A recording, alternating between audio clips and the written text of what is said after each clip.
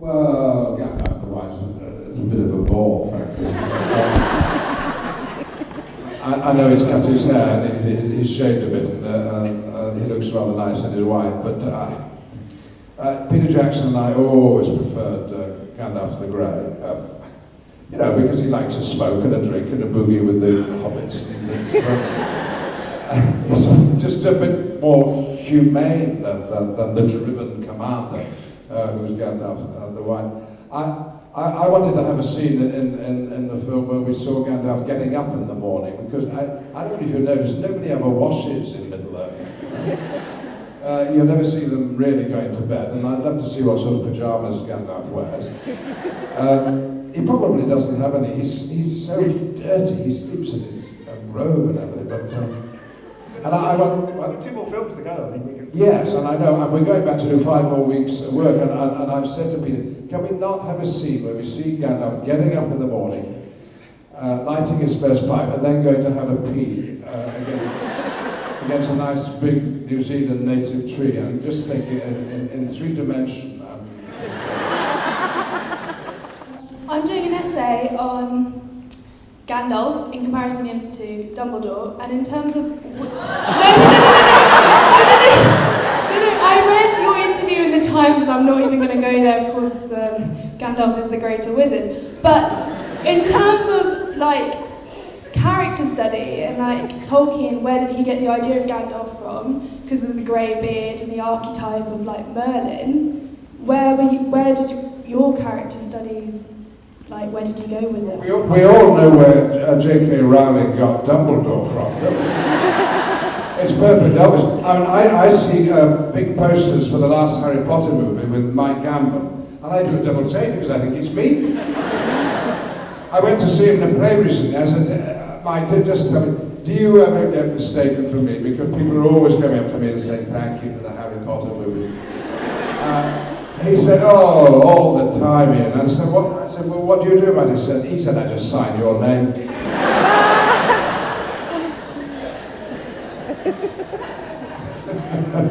Where did he get the wizard from? Well, yes, the Merlin, I think probably, yes. And the pointy hat, I don't know. I think that the miracle of Tolkien as a writer is that he can take a sort of archetype of the wizard and divide it up between Saruman, the wizard Saruman, the wizard Gandalf, and now in this movie you'll see Doctor Who number 7, Sylvester McCoy as Radagast the Brown, perhaps the most charming of all the wizards. There are a couple of blue wizards who engagingly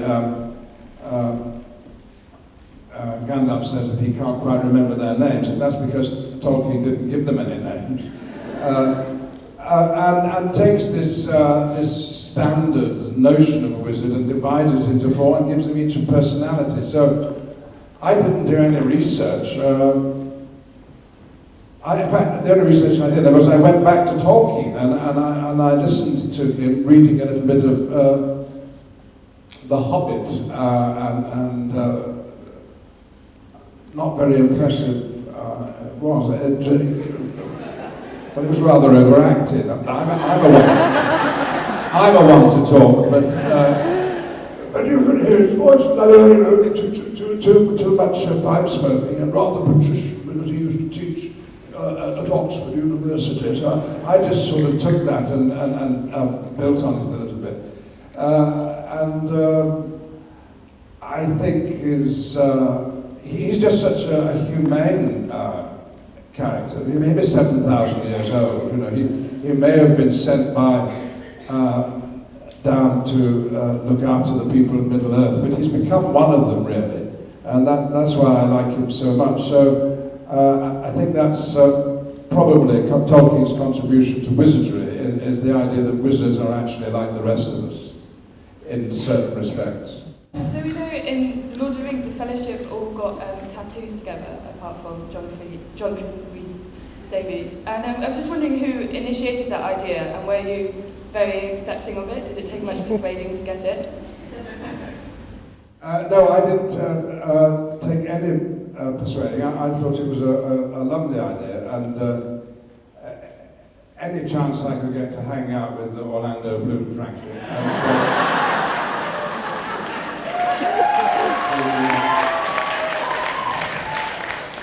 So we went down to a tattoo artist in the Cuba Mall in Wellington. All the fellowship went down together, and we could choose what part of our bodies we had the tattoo.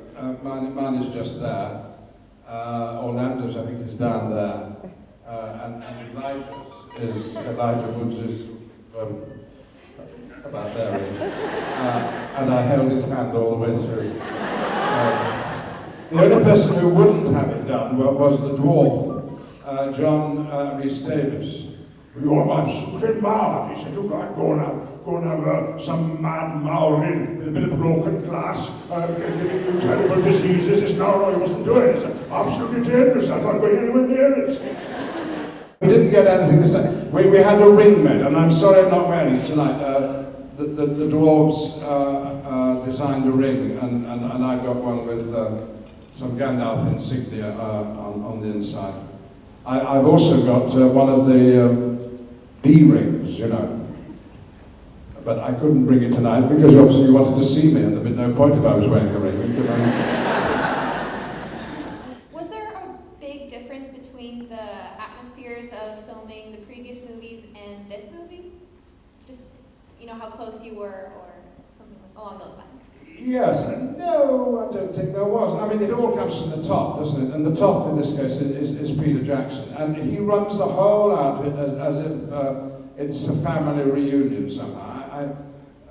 His live-in partner, Fran Walsh, writes the scripts with him. Her best friend, Philippa Bowens, writes the screenplay with them. Their kids, Billy and Kate, were both in Fellowship of the Ring. Katie wants to be an actress now. You all live very close together because Wellington's a small place. And Peter's a great host, and you often see him at weekends around at his house and so on. So it's sometimes felt as if you're making the most expensive home movie ever made. But that atmosphere continued. I suppose the basic difference in the cast was that last time round it was rather young. I mean, the four Beatles, the four Hobbits, and Orlando, and they were sort of the driving engine of it all. And this time round, the dwarves, well, there are some young ones, but they're mainly middle-aged. Martin Freeman's a bit older than Elijah was, and so they're a little bit more staid, so I didn't feel quite so out of it as I sometimes did when the hobbits were going off to surf and stay up all night. And, yeah. But no, it was basically the same. A very, very friendly atmosphere. First of all, I don't know if you've read Lord of the Rings and The Hobbit, but if you have, do you feel as though Tolkien would be proud of the films? And second of all, can we be friends? We can be friends. I haven't seen you yet, but I love the sound of your voice. Just going back to that little bit of Tolkien overacting in his reading of a little bit of The Hobbit, I got the impression that he would not have been averse to the idea of these stories written down by him being dramatised in some way. And after all, he sold the rights for the film to be made, albeit to pay off his tax. But and that there are elder members of the Tolkien estate, the clan, who think that somehow there's a purity in the books which we are disturbing by making them into films. But the younger members of the family don't feel that. And I suspect Tolkien would have been in favour of it. I put that to his granddaughter recently, and she said, "Oh, he'd have loved it. He used to be an amateur actor." So I think he would have been very interested, and perhaps he would have got involved in writing the scripts, who knows. But it has been the fate of many great novelists to have their works put onto the screen, whether it's Jane Eyre or Charles Dickens and John le Carré, and plays too. I mean, Shakespeare put on screen. But I think the defence is always that Shakespeare's plays remain to be done on the stage, and Jane Austen and Charles Dickens and J.R.R. Tolkien can still be read, and are read. I mean, I was going through an airport the other day, and The Hobbit was #1 in the bestsellers. So that shows that the films are bringing people back to the books. In a duel, do you think you could beat Voldemort as Gandalf the Grey? I think that's the question we've all been asking ourselves.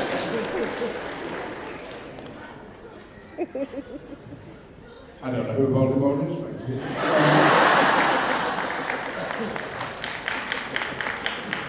But I'm sure Gandalf could see him off. He may not. He doesn't have that many magical powers, and Gandalf's powers only really work when he needs them to work. In other words, he puts into his. It's his spirit that informs his innate magic, and I think Gandalf's spirit is superior to any other wizard that I've come across, and I think that's what would make him defeat anybody in those wretched Potter movies, or even see Magneto off, actually.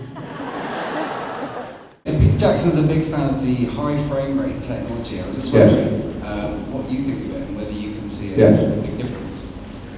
Well, I've seen the movie now twice, and the question was about the 48 frames per second, which is a sort of projection which is closer to how the human eye normally functions. The human eye functions apparently at 60 frames per second. We're used to 24 frames per second, and Peter Jackson is pioneering now something halfway between the two.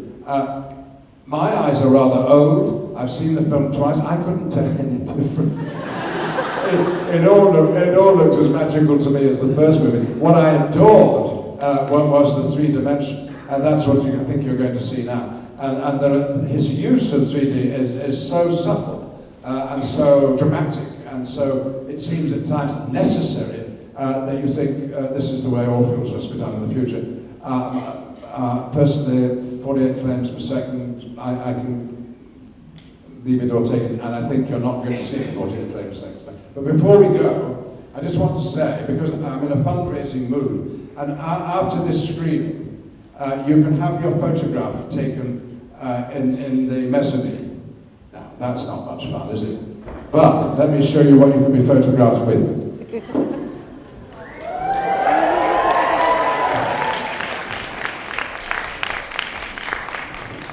You can be photographed wearing the hat. This is the hat I wore. Try it on. Can you put it up? I'm the model.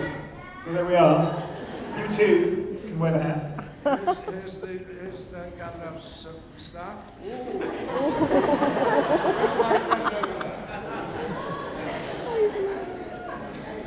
And now you've seen each other. Perfect. So if you want your photograph taken with the staff, and I've also got Glamdring, there it is. It would make a perfect Christmas card, or even a Christmas present for your grandparents. And I just hope you enjoy the movie half as much as we enjoyed making it, and thanks very much for coming tonight.